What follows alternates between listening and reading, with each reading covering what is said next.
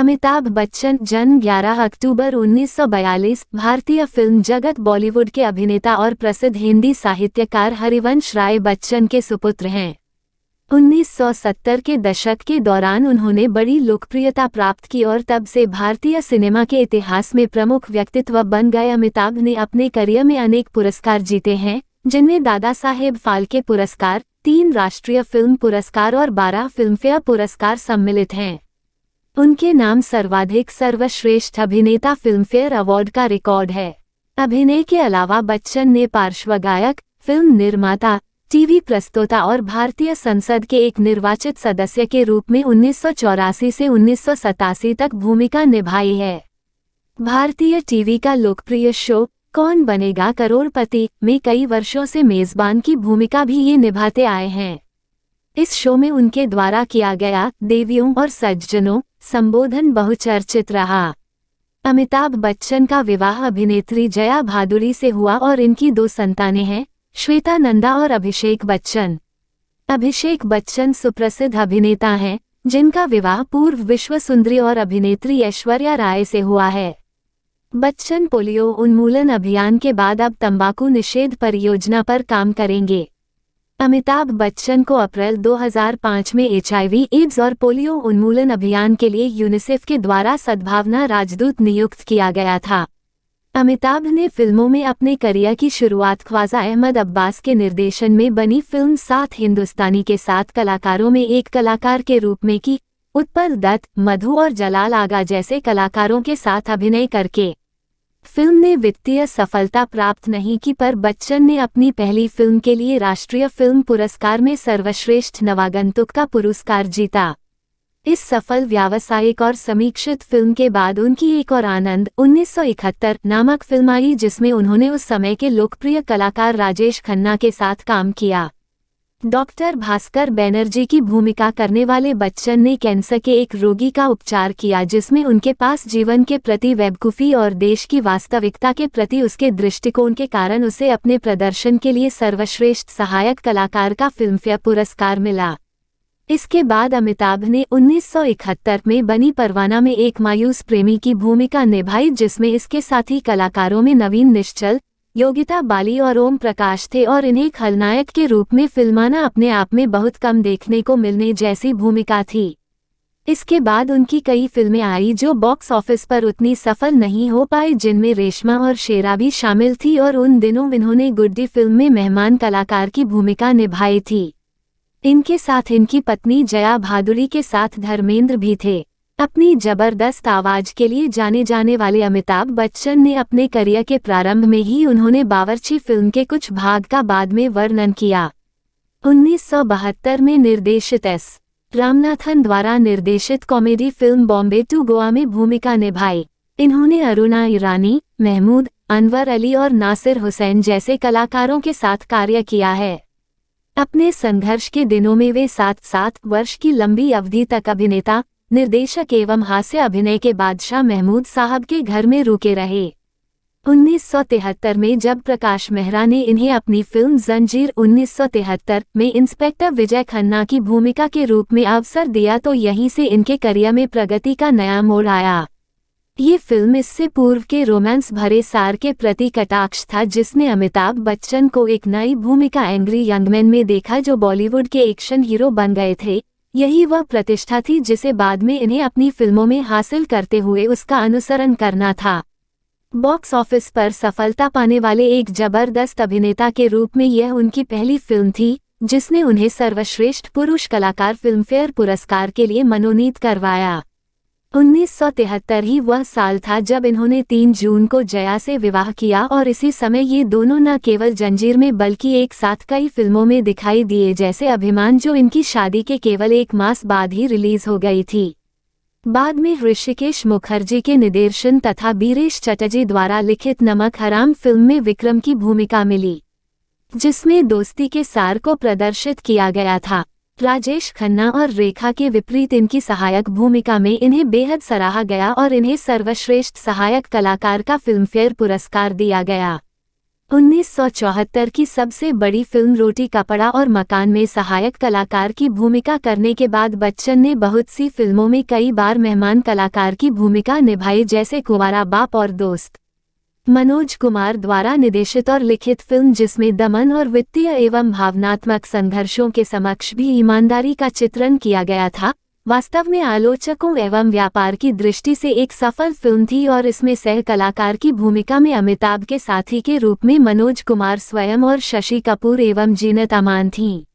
बच्चन ने 6 दिसंबर 1974 की बॉलीवुड की फिल्में 1974 को रिलीज मजबूर फिल्म में अग्रणी भूमिका निभाई। ये फिल्म हॉलीवुड फिल्म जिगजैग की नकल कर बनाई थी जिसमें जॉर्ज कैनेडी अभिनेता थे, किंतु बॉक्स ऑफिस पर यह कुछ खास नहीं कर सकी और 1975 में इन्होंने हास्य फिल्म चुपके चुपके से लेकर अपराध पर बनी फिल्म फरार और रोमांस फिल्म मिली में अपने अभिनय के जौहर दिखाए। तथापि 1975 का वर्ष ऐसा वर्ष था जिसमें इन्होंने 2 फिल्मों में भूमिकाएं की और जिन्हें हिंदी सिनेमा जगत में बहुत महत्वपूर्ण माना जाता है।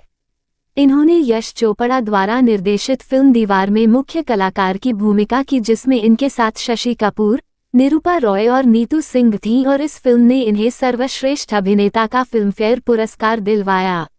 1975 में यह फिल्म बॉक्स ऑफिस पर हिट रहकर चौथे स्थान पर रही और इंडिया टाइम्स की मूवियों में बॉलीवुड की हर हाल में देखने योग्य शीर्ष 25 फिल्मों में भी नाम आया।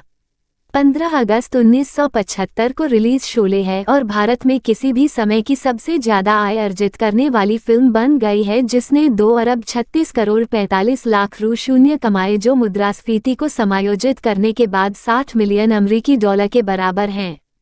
बच्चन ने इंडस्ट्री के कुछ शीर्ष के कलाकारों जैसे धर्मेंद्र, हेमा मालिनी, संजीव कुमार, जया बच्चन और अमजद खान के साथ जयदेव की भूमिका अदा की थी। 1999 में बीबीसी इंडिया ने इस फिल्म को शताब्दी की फिल्म का नाम दिया और दीवार की तरह इसे इंडिया टाइम्स मूवियों में बॉलीवुड की शीर्ष 25 फिल्मों में शामिल किया।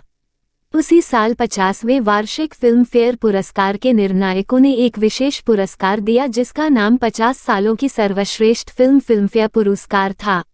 बॉक्स ऑफिस पर शोले जैसी फिल्मों की जबरदस्त सफलता के बाद बच्चन ने अब तक अपनी स्थिति को मजबूत कर लिया था और 1976 से 1984 तक उन्हें अनेक सर्वश्रेष्ठ कलाकार वाले फिल्मफेयर पुरस्कार और अन्य पुरस्कार एवं ख्याति मिली। हालांकि शोले जैसी फिल्मों ने बॉलीवुड में उसके लिए पहले से ही महान एक्शन नायक का दर्जा पक्का कर दिया था, फिर भी बच्चन ने बताया कि वे दूसरी भूमिकाओं में भी स्वयं को ढाल लेते हैं और रोमांस फिल्मों में भी अग्रणी भूमिका कर लेते हैं, जैसे कभी कभी 1976 और कॉमेडी फिल्मों जैसे अमर अकबर एंथनी 1977 और इससे पहले भी चुपके चुपके 1975 में काम कर चुके हैं। 1976 में इन्हें यश चोपड़ा ने अपनी दूसरी फिल्म कभी कभी में साइन कर लिया। ये और एक रोमांस की फिल्म थी जिसमें बच्चन ने एक अमित मल्होत्रा के नाम वाले युवा कवि की भूमिका निभाई थी, जिसे राखी गुलजार द्वारा निभाई गई पूजा नामक एक युवा लड़की से प्रेम हो जाता है। इस बातचीत के भावनात्मक जोश और कोमलता के विषय अमिताभ की कुछ पहले की एक्शन फिल्मों तथा जिन्हें वे बाद में करने वाले थे की तुलना में प्रत्यक्ष कटाक्ष किया। इस फिल्म ने इन्हें सर्वश्रेष्ठ अभिनेता का फिल्मफेयर पुरस्कार के लिए नामित किया और बॉक्स ऑफिस पर यह एक सफल फिल्म थी। 1977 में इन्होंने अमर अकबर एंथनी में अपने प्रदर्शन के लिए सर्वश्रेष्ठ अभिनेता का फिल्मफेयर पुरस्कार जीता। इस फिल्म में इन्होंने विनोद खन्ना और ऋषि कपूर के साथ एंथोनी गोंसाल्वेस के नाम से तीसरी अग्रणी भूमिका की थी।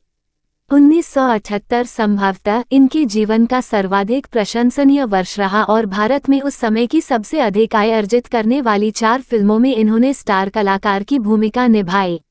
इन्होंने एक बार फिर कस्मे वादे जैसी फिल्मों में अमित और शंकर तथा डॉन में अंडरवर्ल्ड गैंग और उसके हमशक्ल विजय के रूप में दोहरी भूमिका निभाए। इनके अभिनय ने इन्हें सर्वश्रेष्ठ अभिनेता के फिल्मफेयर पुरस्कार दिलवाए और इनके आलोचकों ने त्रिशूल और मुकद्दर का सिकंदर जैसी फिल्मों में इनके अभिनय की प्रशंसा की तथा इन दोनों फिल्मों के लिए इन्हें सर्वश्रेष्ठ अभिनेता का फिल्मफेयर पुरस्कार मिला।